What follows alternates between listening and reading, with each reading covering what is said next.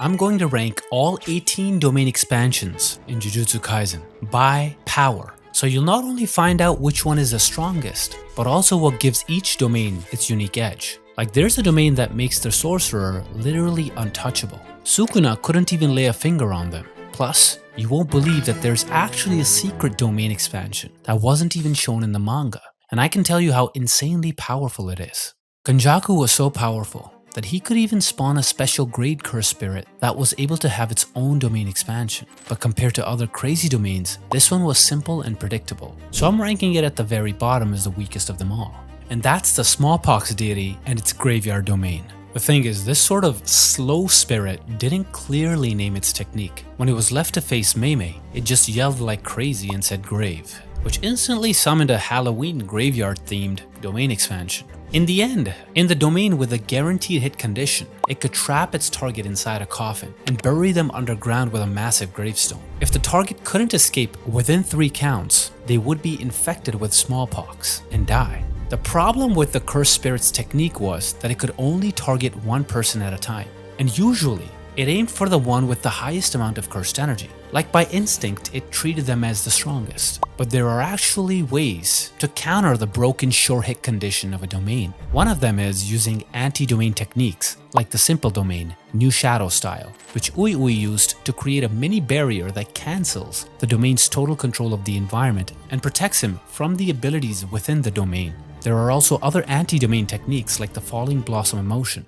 and I'm going to explain them all shortly. The smallpox deity's pea-brained instincts backfired when Mei and Ui's bro-sis connection outplayed it. Ui acted as the decoy to be targeted by the curse, allowing Mei to finish it off, jebaited. Aside from using anti-domain techniques, a sorcerer can also counter the guaranteed hit condition of a domain by simply activating their own domain expansion. Just like when Takaro Uro and Ryo Ishigori opened their domain to cancel out Yuta's advantage in his own domain. They were clearly powerful enough to match even the domain expansion of the special grade sorcerer, Yuta Okotsu. But since the powers of these incarnated players' domains in the culling games weren't shown, let's place them below the other domains. Megumi also used this technique to cancel out a domain's sure hit by casting his own domain expansion, Chimera Shadow Garden. Honestly, this technique has a lot of potential, since it's the prized ability of one of the big 3 families, but Megumi didn't unlock the full powers of the 10 Shadows Shadow Garden. That's why I ranked it lower. It's just not on the same level as the top domains with insanely broken abilities. But even though his domain might have been incomplete,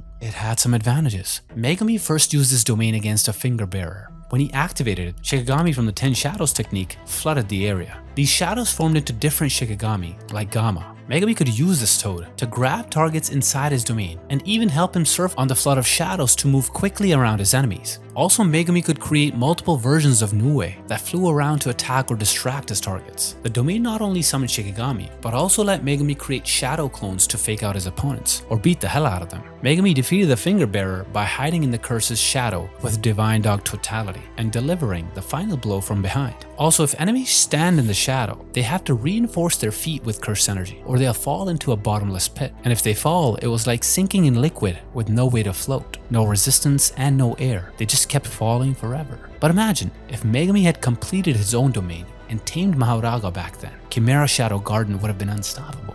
Since this domain was incomplete, it needed natural walls for its barriers, so it didn't have a sure hit move and couldn't be used in outdoor battles. But its incompleteness had its own advantage, which was shown during the culling games. Megumi used it to trap Reggistar inside a gymnasium. Even though Reggie used a technique called Hollow Wicker Basket, the OG form of New Shadow style simple domain that neutralizes a domain to negate the guaranteed hit, it didn't work within the Shadow Garden. The Shikigami still managed to hold Reggie, which wasn't supposed to happen. So how did Megumi do that? Megumi's domain wasn't fully complete because it relied on natural barriers like gym walls, so it didn't have the guaranteed hit ability that other domains had. Since Chimera Shadow Garden didn't have a short hit condition, the anti-domain technique Reggie used, like Hollow Wicker Basket, didn't work. And because of that, Reggie was totally caught off guard when one of the Shikigami grabbed him and tossed him around. The incomplete domain worked well in Megumi's favor since the domain still expanded his 10 Shadows technique and even boosted his capabilities by 120%. Though Megumi's domain also had some problems, you see his domain was also his literal shadow. Since he could store items inside it, he could also apply that in his domain expansion. Now the problem is, one of the conditions was that whatever Megumi stored in his shadow, he had to bear the full weight of those items. meaning the heavier the item, the more weight Megami had to bear. Even worse, he could have ended up crushed by the weight in his own domain. That's why when Reggie caught on to this, he used his curse technique to summon 3 cars to mess with Megami, turning his own shadow against him. But Megami flipped the script by using the shadows above Reggie to drop Max Elephant right on him, turning their fight into a weight-bearing contest. Even though he was in a tight spot because of the weight he was carrying, Megami strategically used his shadows in his domain and throughout the gymnasium to outsmart Reggie and ultimately defeat him. While Megami's technique was a work in progress, Hanami's domain didn't even get the chance to shine. Yep, Hanami also possessed a domain expansion. Even though it wasn't actually shown, Akutami himself confirmed that the special grade curse had a trump card, Shining Sea of Growing Branches. Gege said in an interview that Hanami's domain expansion would be like a Greenpeace or WWF commercial. Not that WWF. A nature-themed vibe with wild plants and flowers sprouting up everywhere. But don't be fooled, because you're not nature tripping inside this domain. According to Gege himself, Hanami can destroy targets using a charged up solar beam.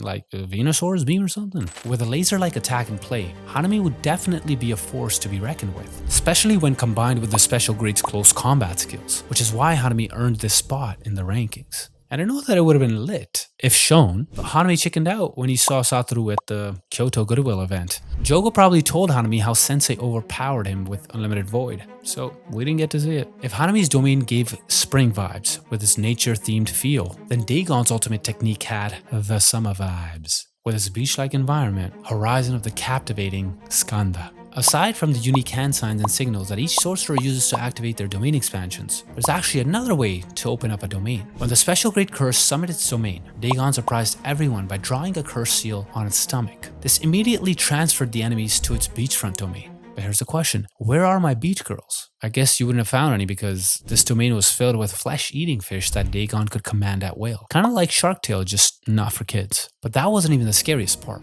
These Shikigami fishes, aka Death Swarm, were totally invisible until they landed a hit on their target. And since the domain guaranteed a hit, these Shikigami could always take a bite out of the sorcerers trapped inside. Their attacks would keep on coming as long as the domain was active. Because of that, Dagon's technique was easily one of the deadliest domains out there, ranking above other curses and even outdueling sorcerers like Megami's Chimera Shadow Garden. Being one of the skilled grade 1 sorcerers, Naobito was able to block the guaranteed hits of the domain by using another anti-domain technique, Falling Blossom Emotion. Unlike simple domains that cancelled out the domain's short hit effects, this secret technique of the big 3 families surrounded the user with curse energy that automatically countered any attacks that made contact with the sorcerer, even if these attacks were undetectable, like the Death Swarm.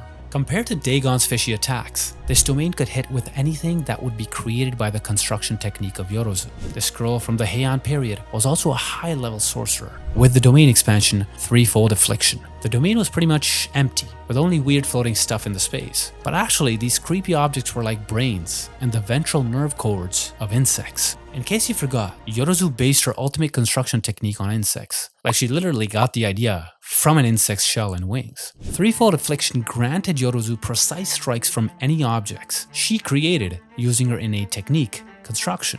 Though this wasn't fully shown, since the only thing she used inside her domain was the True Sphere.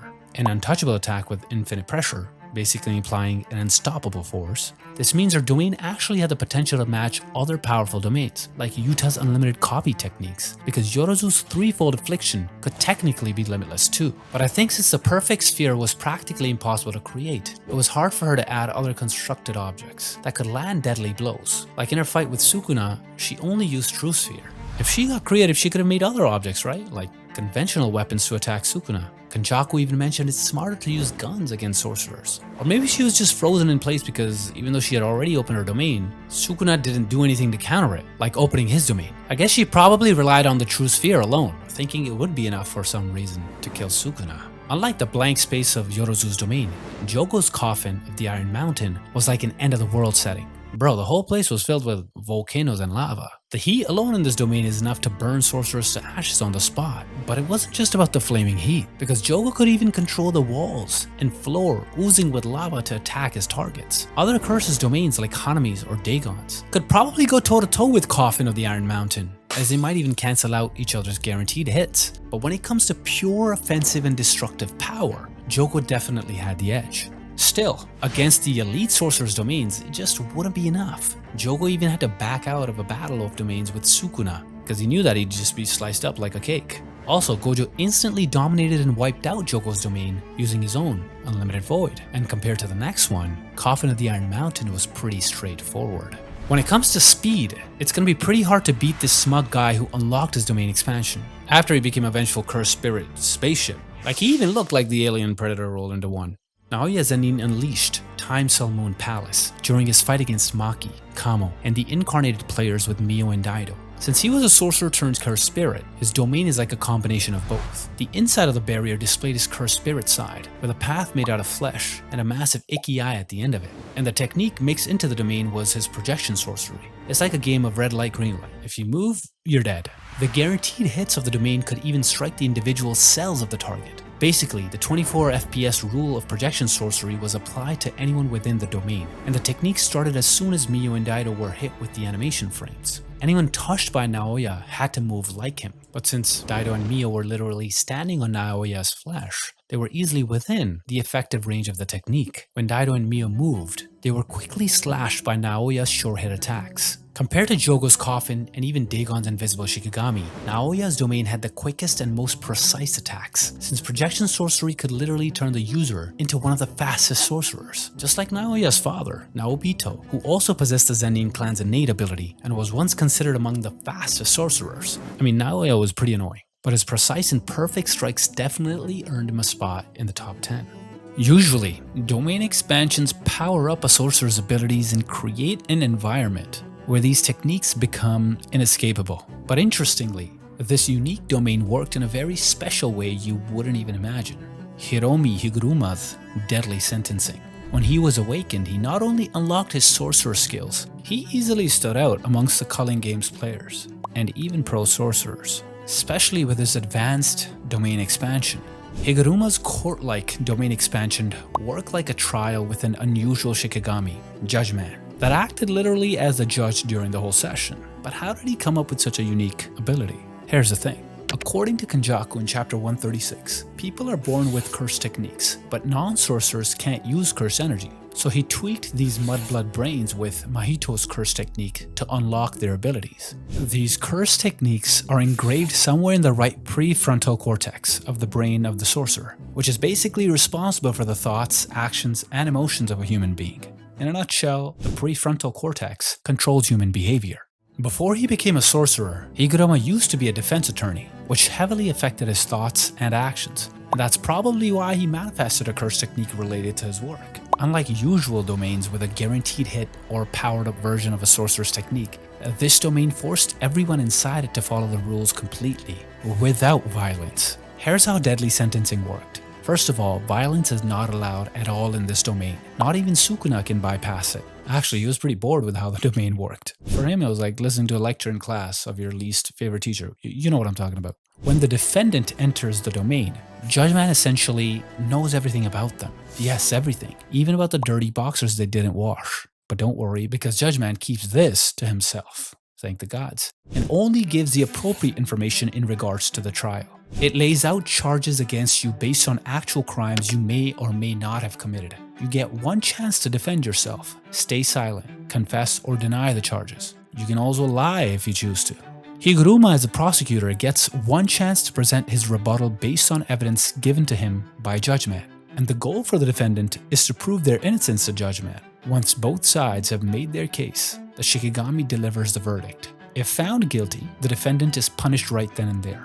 With confiscation, the defendant totally loses their cursed energy. But if they have something like a cursed tool, then that gets taken away first. If the defendant doesn't confess but was found guilty, then they can ask for a retrial, and Judgment has to follow the rules and grant it. And if they're actually guilty and sentenced to the death penalty, Higuruma gets the Executioner's Sword, a weapon that can kill anyone with a single slash. Honestly, the domain itself didn't have any powers to totally overwhelm the target, though it gives Higuruma an extremely OP weapon which he can use to fight the enemies. Winning is another matter. You and I both saw pretty much what happened with their fight against Sukuna. Yeah, Higuruma had obtained the Executioner's Sword, but even though he fought alongside the others, they were still completely trashed by Sukuna. Now, besides Takako Uro and Ryo Ishigori's domains, another domain expansion that wasn't revealed was that of Special Great Sorcerer Yuki Tsukumo. Sadly, she didn't use it even when she faced Kenjaku's Womb Profusion. She trusted Tengen would eventually handle the barriers of Kenjaku's domain in their fight. Yuki and Tengen assumed their enemy's trump card had a barrier like a typical domain, but they were totally wrong. And that mistake ended up costing Yuki her life. The biggest what if was when Kenjaku himself said that the outcome of their battle would have been different if Yuki had opened her domain. Given her ability to create a force similar to a black hole, could her domain expansion be related to the overwhelming gravitational pull she had? I guess we'll never know. But that would have been broken. After Kenjaku showed off his total mastery of Jujutsu, using techniques like Geto's curse manipulation, Mahito's idol transfiguration, the cursed womb death paintings, and even Kaori Todori's anti-gravity system, he added an insane domain expansion to his flex list, Womb Profusion. Do you think that this domain expansion was somehow from Geto's cursed spirit manipulation? I mean, if you look at it, it was literally like a tower of cursed spirits stacked on top of each other, like a collection of the curses from Geto's innate technique. Plus, the insane attack that Kenjaku released might be like condensed cursed energy, similar to Maximum Uzumaki. You see, when Yuta copied Kenjaku's technique, he was able to use Gojo's insane moves like Hollow Purple and even Unlimited Void. This means that with Brain Transplant, Kenjaku could access not just the host's innate abilities, but probably even their domain expansions. Womb Profusion didn't need any barriers to open it. The creepy mountain of curses just spawned out of nowhere. Honestly, it's pretty impressive and ironic at the same time.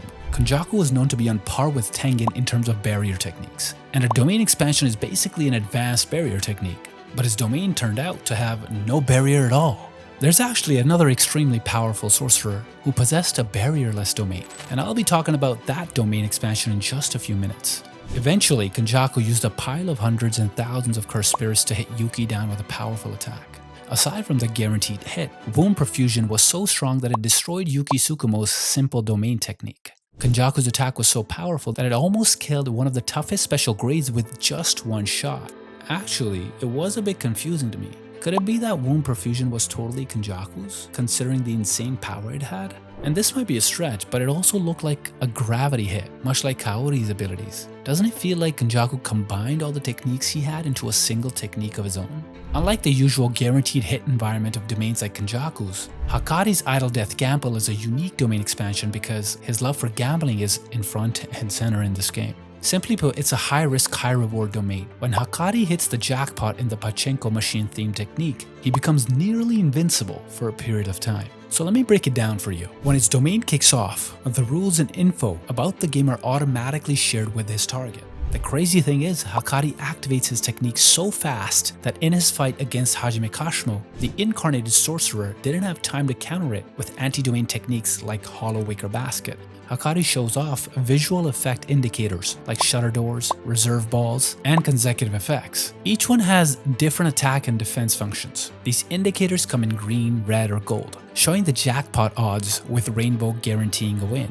Basically, the more indicators Hakari triggers, the closer he gets to a jackpot. Getting one or more visual indicators moves the game to a Richie scenario and shows 2 out of 3 numbers needed, and he has to align these characters to hit the jackpot. These scenarios are like special stages with different jackpot odds. Say for example in the transit card Ricci, if Yuki passes through a station gate on time, big time jackpot. There's also other scenarios like Seat Struggle, Potty Emergency, and Friday Night Final Train, each with its own condition to hit the jackpot. And during the Ricci scenarios, Hakari's enemies can't interfere with these sorcerers. They just have to watch or try to beat Hakari before he hits the jackpot, which is pretty tough because believe it or not, Hakari has incredible luck. After hitting the jackpot, Hakari enters an unkillable mode that lasts for as long as the Private Pure Love Train theme song, Admiring You, which is exactly 4 minutes and 11 seconds. During this time, he has an unlimited supply of cursed energy, and his healing abilities are literally off the charts. Like, even though Hakari didn't learn how to use reverse curse technique, his body's healing works on automatic mode because of the massive amount of cursed energy he receives. Still, Hakari's Idle Death Gamble involves a high-stakes betting game, where if he has not hit the jackpot, he must rely on his own abilities to fight off his enemies. If his opponent was just like Kashimo with top-tier attack stats or even better than the incarnated sorcerer, his technique would be nothing if he couldn't even fight back. There's actually another domain that also works on chances, but compared to Hakari's luck, this domain doesn't have a dud. Yuta's domain expansion, Authentic Mutual Love, a domain that is basically Yuta's Katana Wonderland. because these katanas are not just effects in the background. Yuta can literally pick them up and use them against his targets. It's like combining multiple insane techniques into a single environment. Most of his copy techniques get randomly imbued into the katanas, and Yuta doesn't even know which one holds which power until he picks it up. Each katana disappears after the curse technique is released. But that's not a problem because the number of swords is unlimited. As long as the domain is active, Yuta can use the techniques over and over. On top of that, all the techniques he's copied are absolutely broken. Like, he's got Uro's Thin Icebreaker, Dhruv's Shikigami, Cursed Speech, and even Charles' War Staff, which Yuta uses like some haki to predict Sukuna's attacks. And my favorite part was when Yuta even used Sukuna's Cleave against him. In chapter 249, to slightly nerf Sukuna, Yuta mixed Angel's Curse technique, Jacob's Ladder, into his domain's sure hit effect. This made Sukuna constantly use the Hollow Wicker Basket just to keep half his arms and mouths busy the whole time. Because if Sukuna keeps using his extra limbs, fighting him will be even tougher. And aside from the katanas, did you notice the ribbons in the background? Because they could have a deep meaning. Over in Japan, this ribbon is known as Awaji Musubi. It represents eternal happiness, never-ending love, and keeping it unbroken forever. Once it is tied, it's hard to undo, which fits perfectly with Yuta's domain expansion. But even though it was mentioned in chapter 187 that Hakari's domain was faster than Mahito's, Idle Death Gamble still relied on chances and probabilities. Unlike the guaranteed hit of the special grade curse's broken ability, Mahito's Idle Transfiguration was even powered up in the domain expansion, self-embodiment of perfection.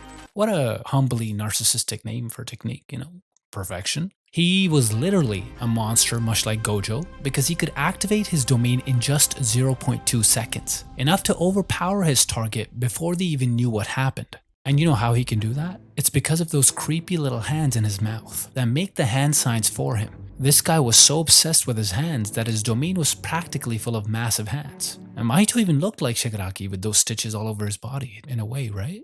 Mahito was already a powerful curse with his Idle Transfiguration, causing so many deaths because he could instantly kill anyone he touched. He could reshape the souls of his targets and deform their bodies. With his powers, he was even considered the leader of the group with crazy strong curses like Jogo and Hanami. When he learned to use the domain expansion, he could use his broken ability without even touching them. Like what happened with Toto's hand, where Bro was forced to cut it loose so it wouldn't affect his whole body. This domain was easily one of the deadliest, right? Like if you think about it, Mahito already had a one-touch kill technique. And in his domain, it's basically game over for anyone because of the guaranteed hit plus the remote activation of his abilities. One of the flashiest domain expansions was Satoru Gojo's Unlimited Void. Aside from his top-tier skills and abilities, his strongest technique is definitely his domain.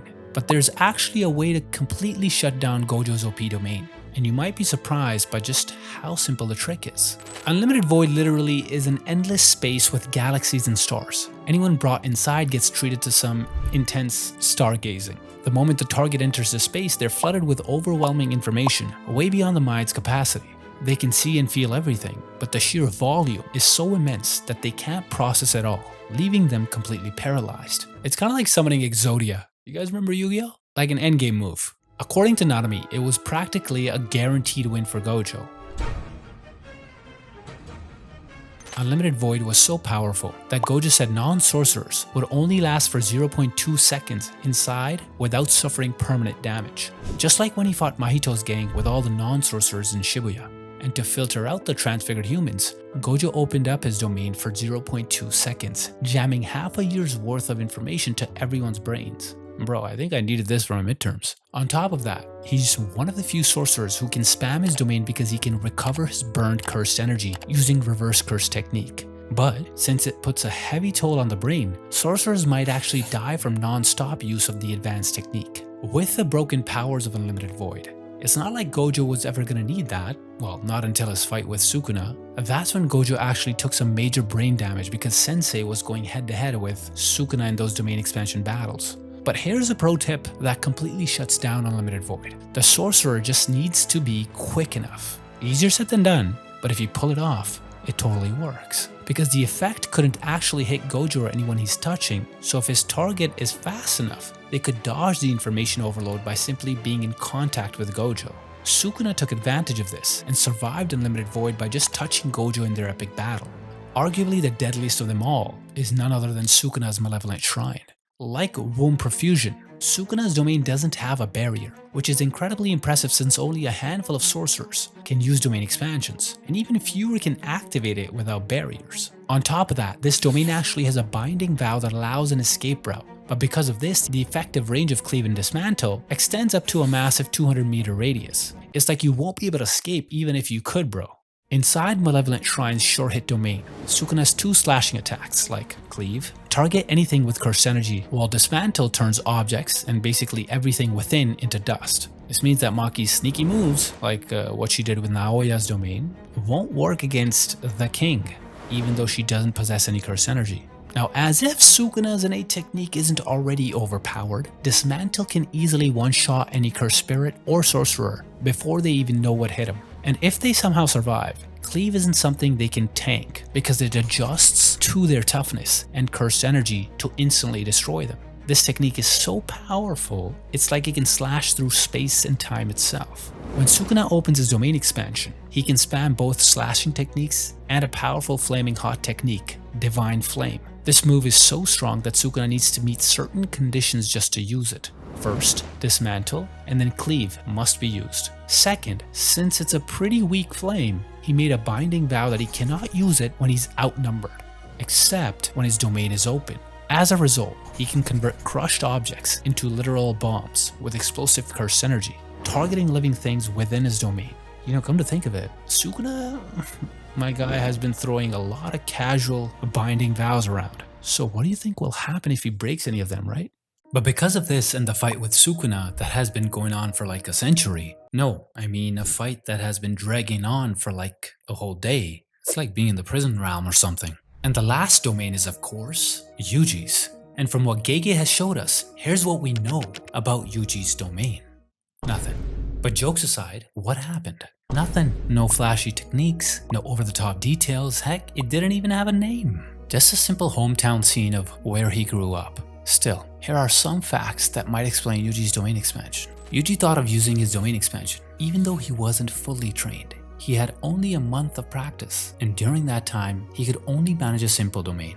All he had were lectures on domain expansion, never really hands-on training. It's like telling a newbie to jump into a Formula 1 car. During that 1-month time skip, Yuji was doing switch training with Kusakabe and Gojo, mastering the fundamentals of barrier techniques and simple domain. Learning how to control a simple domain is a stepping stone toward understanding how to summon a domain expansion. In Yuji's domain, it makes sense that his innate techniques like blood manipulation, which he gained from consuming the death paintings, and shrine, which he accessed from Sukuna, could be embedded into his DE, making it crazy powerful. But as seen in chapter 264, Yuji pulled out his DE instantly, no rules, no binding vows, and it didn't even have the typical sure hit and sure kill effect, which makes it look like the most basic form of a domain. It's almost like Yuji just needed to catch his breath from all the chaos. For example, in chapter 164, based on Tengen's explanation, domains in the past didn't have that sure kill factor. To activate the sure hit effect, a sorcerer had to enforce their own rules on their opponent inside the domain. But as sorcerers started focusing on the sure kill part, the conditions for creating a domain became way more complex, turning domain expansion into a high-level technique.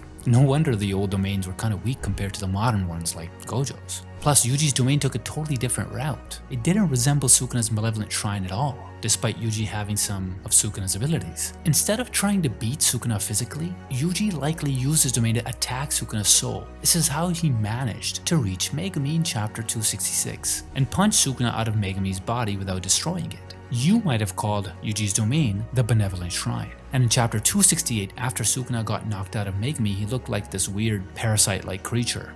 What's up with anime lately, turning their villains into like tiny baby creatures? First Demon Slayer with Muzan, then MHA with Shigaraki. But seriously, Gege, where's the rest of the information on this? This is way too little to go on. I mean, the only satisfaction we did get is seeing Sukuna lose and die.